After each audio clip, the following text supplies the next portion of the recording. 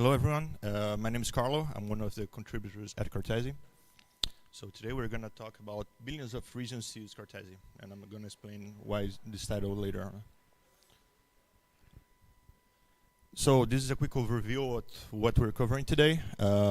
Basically a quick overview, an intro on how to use our tech, which is called Cartesi Rollups, with interfaces, a simple example, and then a bit of what's being built with it. So this is just a preview of the feeling of how it is to develop with Cartesi. Generally in Web3, you're used to develop on Solidity and compile to the EVM. In our case, we actually enable you to have a decentralized logic, building your smart contracts with the tooling you're used to. So for the ones that are familiar with Python, this code on the right, it's a really simple smart contract you can write in Python for Cartesi. It's a basic application, and if you take a look at the code, it looks like regular Web2 code. There's nothing there screaming Web3, you're just handling HTTP requests in a way you're used to when you're on Web2, and you're using traditional Python with libraries, with everything you're used to. But I'll come to this later. Okay, so let's start with a brief overview. So what's the idea behind Cartesi? What motivated its development? So the first thing is Ethereum is awesome. It has all these nice properties that we all love in blockchains.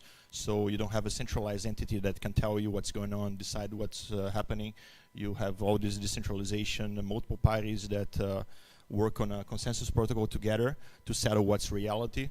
That gives you censorship resistance and much more things that we love. But it has its downsides as well, right?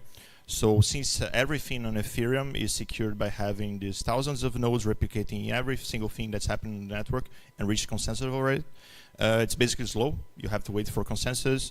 Resources are really limited. It's expensive because everyone is trying to use the same limited resources, so you have to bid for them. And it's cumbersome. The EVM is really cool, but it's not compatible with any other compute platform that came before. So all the tooling, all the libraries, everything is being rebuilt from scratch. So the basic idea behind Cartesi is what if we could have these complex computations enabled with blockchain security, but great tooling? And that's the basic idea we want to solve. How do we do it? We have this solution called Cartesi Rollups, in which we have this off-chain machine. That's our execution environment. It's based on an open hardware platform called RISC-V, which is really similar to ARMs we have on MacBook M1s or cell phones. And by choosing to use this, well, we can put Linux in it, because Linux is compatible with RISC-V. And by having this execution environment with Linux, well, we bring all the goodies with it. So you can use all the traditional languages you're used to, the libraries, all the environment you're used to on Web2, basically. And this is not a straightforward RISC-V machine, because otherwise it's not deterministic, and we need it to be deterministic in order to reach consensus, validate computations of other parties and this kind of stuff. But it's really powerful tech. Unlike Ethereum, we don't have this really large amount of validators validating each application. So we have a different set of validators. It can be a small set to validate each application. And the security guarantee that our framework provides is that a single validator doing the right thing is enough to enforce the correct result. And that's because we use a dispute protocol that settles disputes using the underlying chain for security. So you can deploy on top of Ethereum, on top of Polygon, on top of another rollup solution like Optimism, Arbitrum, Madis, you name it. Just any underlying EVM blockchain compatible you want. I'm going to be brief about it, but the dispute protocol we use to secure, it's based on something called verification game. And if you guys have a doubt about it, want to talk to the deeper level, I'm available later on. So about the tooling once again, so just being a bit more graphical, since Ethereum is being rebuilt from scratch, all the tooling is really immature and lacking in multiple things. And when you come to Cartesi, since we just reuse everything that's on Linux, well, you have all the tooling that you're used to. On the computational side, still on tooling. So this is just a really tiny Docker file, and that's the way you settle your environment on your Cartesi machine. So you start from a RISC-V enabled QEMU-backed container, and you can start from any distro you like that has a RISC-V build. So in this case, we're just using a Slim Ubuntu image, which is Slim Jenny. And then you can use all the goodies you're used to. So in this case, well, we want to use SQLite free. So here we're just apt installing it. And that's fine. And after you run this nice Docker file, this environment you just set is ready for your application to use. Just focusing a bit on the fact that we have these application-specific rollups instead of having all thousands of nodes validating everything, we gain a lot of scalability on computation doing this. So just some quick math here. If you take a look at the history of block sizes in Ethereum, you'll notice that the limit of all these blocks is around 30 million gas. And if you take a look at Ethereum's OP codes, you see that the cheapest useful one is adding, which consumes 3 gas. So quick math, you have around 10 million instructions as a hard limit on what you can compute on a Ethereum block, which is really little, and it gets really smaller if you use more expensive instructions like storage and other things, right? So now this is just a quick example with the Cartesi machine. So in this case here, we're just booting Linux, and that's it. We're not doing anything. Just we boot Linux, and then we shut down the machine. And that alone takes about 37 million cycles of RISC-V CPU instructions. Okay, so that alone just won't fit into an Ethereum block by itself. And in case of the Cartesi machine running on a laptop, that takes 0.2 seconds, so it's pretty fast. Now, if we compare to what you can do in about the time you produce a block, which is around 13 seconds, we did a really quick scripting here. And in about 30 seconds on a laptop, we did 3.6 billion instructions of RISC-V. So just to have a perspective of how that compares to the computational power you have available on a single block, considering you monopolize it, because that's not the case in Ethereum, graphically, that's what it represents. So this tiny yellow square in here would be those 30 million instructions, and then the whole grid would be those 3.6 billion instructions we executed on a Cartesi machine in about 13 seconds on a laptop. Okay? Okay, let's get down to the rollups a bit.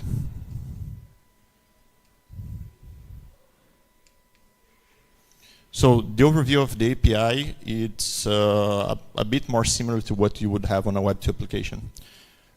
So the client is a bit different because you have to handle 3 different interfaces.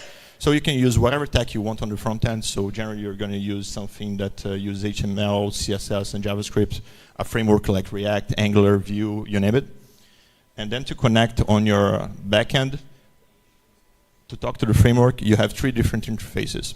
One that's a JSON RPC, and that's used for providing inputs to your computation, because for data availability reasons, all inputs that come into a Cartesi computation go through a smart contract of a framework on the underlying chain. So you need a JSON RPC interface to input data. Then we have a HTTP REST interface that's used for ephemeral calls, like an F call in which you don't change the state. It's just a read-only call, and that's a HTTP REST interface. And then the Cartesi node also has a GraphQL interface in which you can nicely query events and things generated on your computation. From the application side on the Cartesi machine, we have a nice HTTP dispatcher, which is a service that wraps the complexity of the framework and just provides a nice HTTP interface for you to interact. So coming back to that code, let's take a deep look at it. So the basic set of Cartesi program is a simple iterator, and you call this endpoint called finish. And when you're calling it, you do 2 things. The first thing you do is you put a payload in there, which will either have a status of accept and reject, and that's just you telling the framework, oh, the last thing I processed was fine, you can store it, or no, it was bullshit, there's some problem with it, invalid data, so we're doing something nasty, so I reject, and I want to come back to the state I was before executing it. And at this point, the Cartesi machine stops, and when there's a next input to be processed, this comes back, and you get a response. On this response, you have multiple metadata with useful stuff. You have the address of the person that sent that input, and you also have a special metadata that will tell you if that's an input that came from the blockchain, so it's meant to advance your application state, or if that's ephemeral call, like an if call, just to check some random data that later on you throw away and won't change your application state. And this metadata can be either advanced state or inspect state. And in this case, this really simple application, what's doing, it's an echo. So you throw something at it, it just throws that thing back to you. And depending on if it's this ephemeral call or this advanced state, we either call this handler or this handler. And then we're just calling two different interfaces. In this case, is notice, and in this case, report, just for generating output. So this really simple program, which is using standard Python, you're using requests as an HTTP client, you're using this environment module from OS to read environment variable on the Linux machine to know where this service that wraps the interface is. This is a really simple example. You're just using regular Web 2 stuff, but this is a decentralized application. And this is the server side. On the client side, on this side, we have a really simple application that's available on a GitHub repo called Rollups Examples. It's front-end command line interface. It was built in TypeScript, but it implements all those three interfaces. So if you do this command in there, yarn start input send -- payload, whatever you put in here, it's that call to the smart contract providing inputs for the computation. So in this case, we're throwing hello there, this hello there will come back here on this response. It's going to be processed by this handle advance. And here you're going to do this post to notice with the same payload. So now you got a notice with this hello there. And if you use the same program, but using this command notice list, then you get a nice array which has this notice you just produced with the payload you provided. So that's a crash course on Cartesi. It's this simple. Okay. Cool. Now let's take a look at some things people are building. So main uses of Cartesi in general is further decentralizing DApps. If you take a look at what's going on the Web3 space, we lack a lot of processing power and expressiveness. That's why most applications, the complex ones, they aren't actually Web3.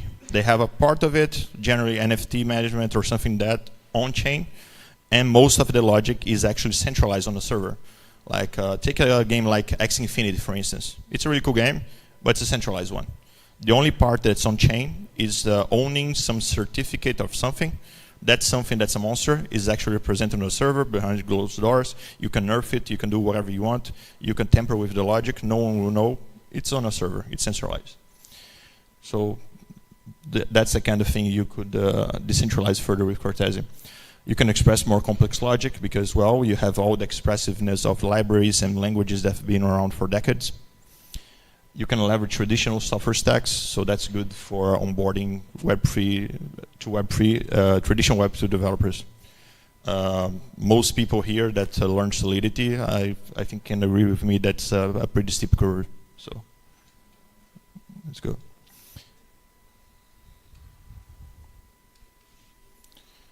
So first beautiful use case of Cartesi is this game.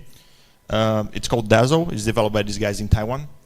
And it's a really nice looking game. The client is building Unity, really nice effects. So it's basically a mashup of Pokemon and Candy Crush.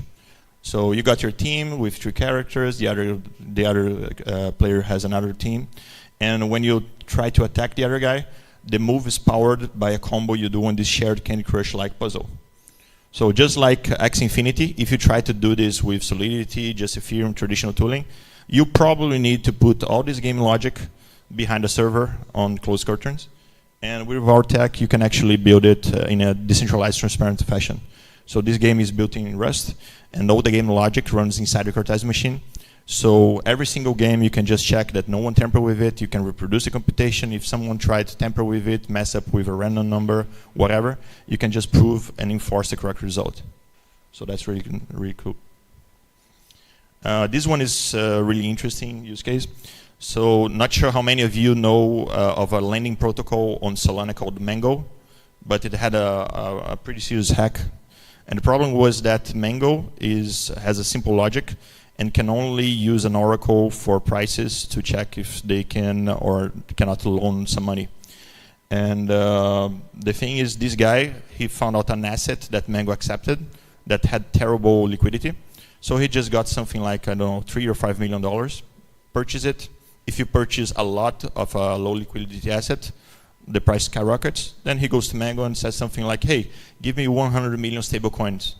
Okay, what's the collateral? Oh, these assets right here. He just pumped the price like crazy. So Mango goes into the price oracle. The price checks out. It doesn't have the intelligence to know that if it tries to liquidate, the price won't hold, and it's not worth 100 million. It's worth actually around 5 million. So these guys in San Francisco, they built this really cool risk analysis engine on top of Cartesi. They feed prices and volumes of assets to the Cartesi machine, and then inside they have NumPy, so they can do some pretty sophisticated analysis and come up with much better risk metrics. So now they can say something like, hey, you shouldn't lend more than $20K in this asset, because if you try to liquidate it, it won't hold. It doesn't have the necessary liquidity.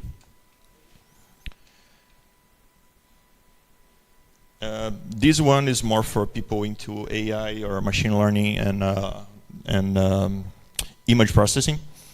So this guy was working on a biometrics problem. Not sure how many of you know, but you have a lot of things that use biometrics to clock in, clock out, or access, or anything like that.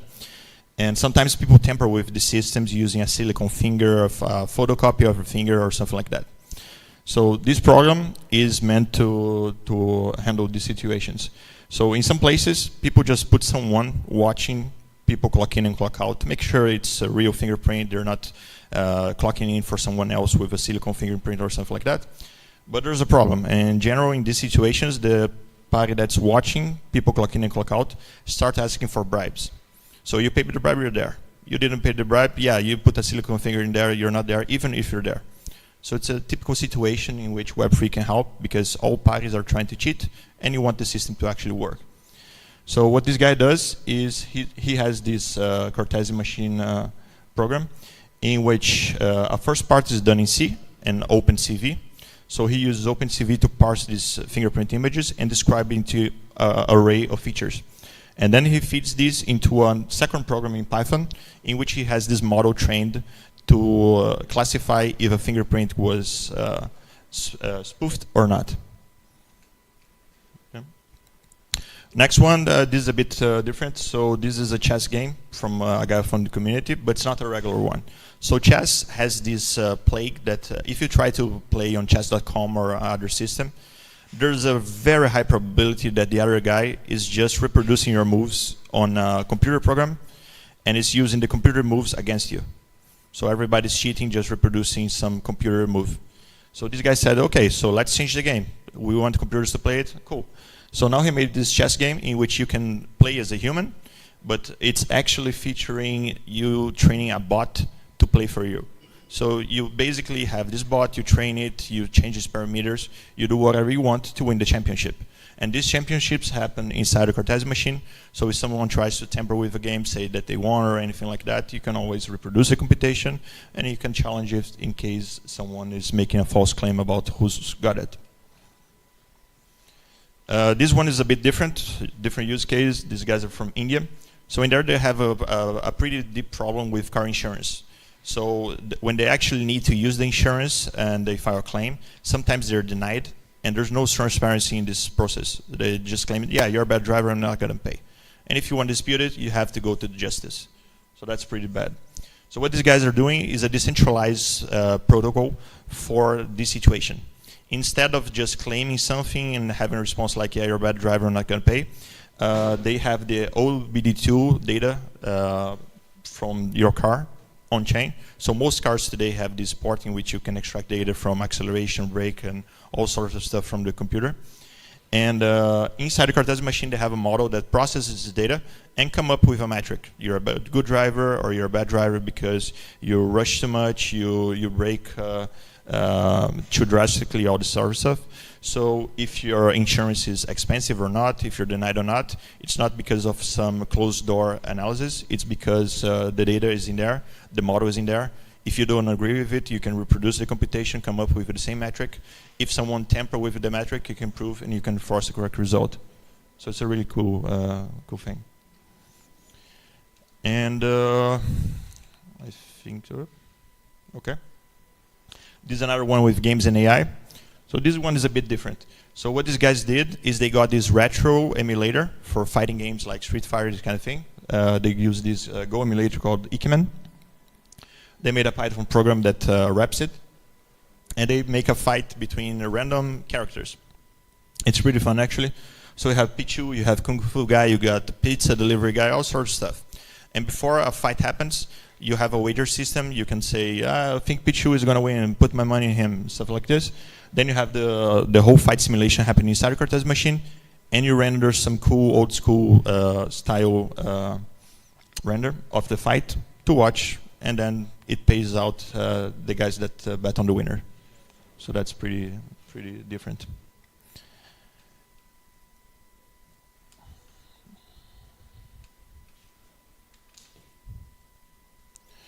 This one is from guys programming on a hackathon in Bogota.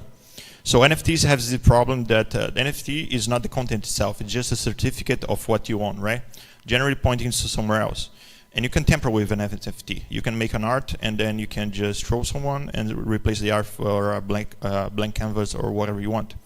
So these guys wanted to tackle this problem.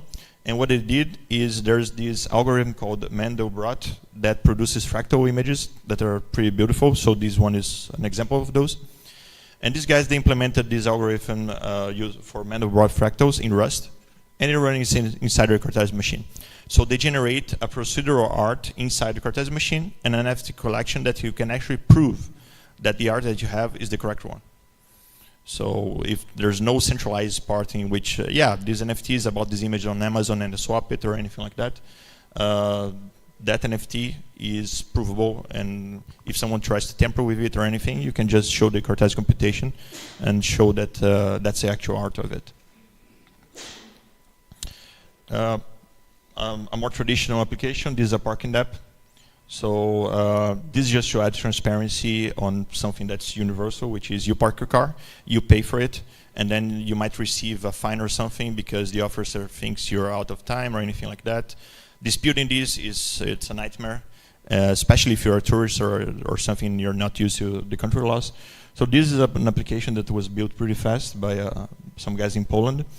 The front end is in Vue, the back end is in Rust, uses SQLite database to store information, and well, you have full transparency of what's going on. You park at this time, you covered this time, and if someone tries to issue a fine or something, it's not because they don't like you, they're doing a poor job or anything like that. It's everything's transparent. You can dispute anything. And yeah, these and others are on this showcase page that we created.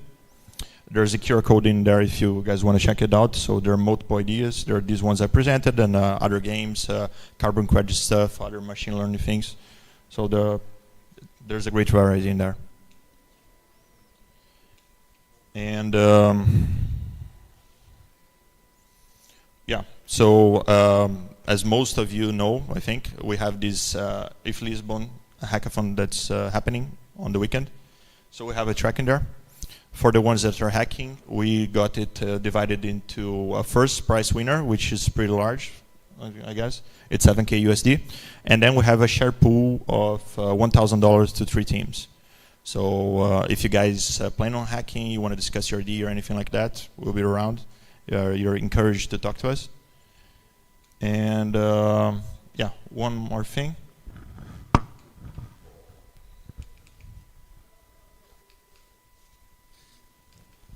I'm just gonna, yeah. Okay, that's just one last thing. So we got this guy on Twitter saying, well, if Ethereum is really the world computer, can someone explain how no one has managed to get Doom working in it? And then we got this guy, Eduardo, in our emulator team, which is really into retro games, especially Doom. And he said, challenge accepted. So he did put the Cartesi machine to run Docker in real time. And I think that's something amazing. So we have Doom inside Cartesi machine in real time. And yeah, you can just play it if you want. If you check on his tweet, missing the link, but I can give you guys later, you can watch the video recording. And it's pretty nice. So this way you can just have a championship of Doom you play. You log into the blockchain all your moves, and anyone can just reproduce and dispute if your high score is incorrect. So that's pretty cool in my opinion. And that's it, guys. So if you guys got any questions, doubt, or anything, fire up.